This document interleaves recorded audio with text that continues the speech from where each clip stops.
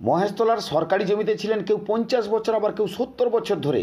অবশেষে প্রায় 550টি পরিবার সংসদের উদ্যোগে পাবেন পাট্টা।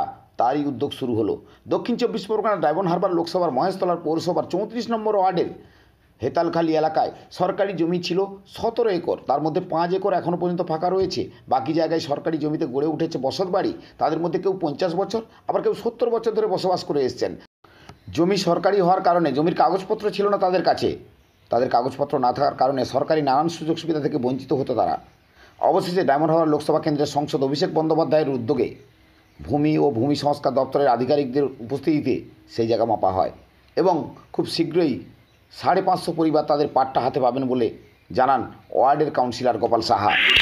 না, কারোর দলিল টলিল কিছু ছিল না। আমরা অনেক বছর ধরে আছি। আমার তবুও হবে 40-45, আরও বেশি হবে কেন শ্বশুর তার বাবা এসব থেকে আমরা কিছু সুখ সুবিধা পাইনি, কোনোদিন পাইনি। আপনাদের জমির বাট্টা বিলির জন্য আজকে দেখা গেল বিএলআরও দপ্তরের লোকজন জমি মাপজোক করে কি বলবেন? আমরা তো বলবো যে আমরা এই গোপাল সাহা দাদার জন্য আমরা এই সব সুখ সুবিধা পাচ্ছি।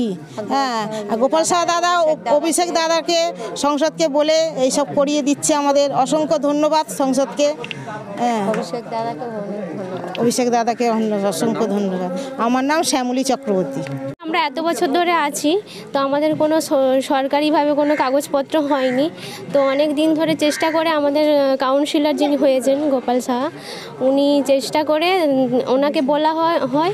তারপরে হচ্ছে উনি সাংসদ আমাদের অভিষেক ব্যানার্জি, ওনাকে বলার পরে উনি চেষ্টা করে আমাদের এখন ব্যবস্থা করেছেন। আর আমরা এখন আপাতত অনেক কিছুই সুযোগ পাচ্ছি ওনার জন্যই। গোপাল সাহা উনি হচ্ছে সাংসদকে বলেন, সাংসদ আমাদেরকে সাহায্য করেন। আচ্ছা, কিন্তু এখন দলিলটা পাবেন আপনারা। এরপরে কি আপনারা খুশি? হ্যাঁ, অবশ্যই খুশি। তার মানে সরকারি কাজকর্ম বা আপনারা অন্য কাজও পাবেন, যে সরকারি ঘর আছে, সরকারি অন্য কিছু সেগুলো পাবেন। তাহলে আপনি এখন সংসদকে কি বলবেন? অবশ্যই অসংখ্য ধন্যবাদ সবারই তরফ থেকে। আপনার নাম? সুবর্ণা অধিকারী। ঠিক। দেখুন, এই এলাকাটা যে এলাকায় আছে আমার 34 নম্বর ওয়ার্ড, এই এলাকায় প্রায় 500 মানুষ যাদের তারা দখল করে 50-60 বছর ধরে আছে, কেউ আবার 100 বছরের কাছাকাছিও আছে, কিন্তু কোনো রকম কারণে তাদের নামে জমিটা নেই বলে তারা বাড়িটাও করতে পারছে না। গভর্নমেন্টের কোনো সুযোগ সুবিধাই তারা পাচ্ছিল না। তো সেই কথা নিয়ে আমরা আমাদের সাংসদকে আমি জানাই, এবং সাংসদ সেটা ভোটের আগেই বলেছিলেন উনি যেভাবে হোক পাট্টা দেওয়ার ব্যবস্থা করবেন। আজকে সত্যি এটা খুশির দিন যে দাদা বলেছিলেন, তার ফলস্বরূপ আজকে সেই কাজ শুরু হলো। বিএলআরও এসে প্রত্যেকটা প্লট দেখে কি স্ট্যাটাস রিপোর্ট, সেটা আমাদের পৌরসভাকেও একটা চিঠি করেছে, এডিএম অফিস থেকে বিএলআরও চিঠি করেছে, এবং এডিএম অফিস থেকে বিএলআরও অফিসে চিঠি গেছে যে এদের স্ট্যাটাস রিপোর্ট দিতে, যাতে আগামী দিন এরা জমির কাগজ পায় এবং একটা সরকারি সুযোগ সুবিধা পায়।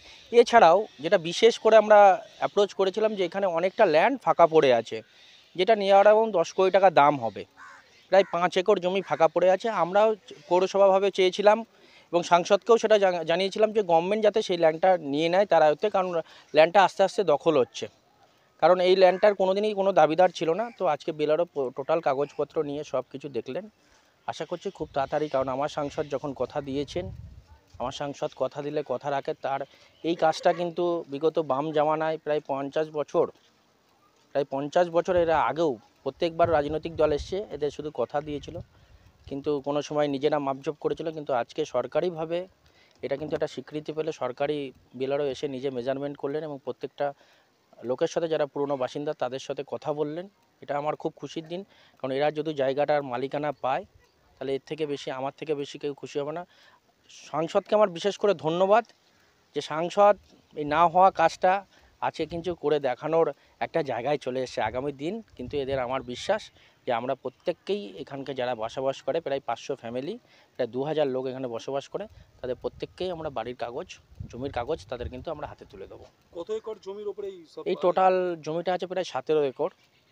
তার মধ্যে 5 থেকে 6 একর হয়তো প্যাকেন্ট পড়ে আছে, আর বাকি জমিতে প্রায় যারা বসবাস করছে 50 বছর, 60 বছর, আরও বেশি দিনও আছে, অনেকে বাড়ি প্রায় 550 বাড়ি আছে এই জমিটার মধ্যে দখল করে।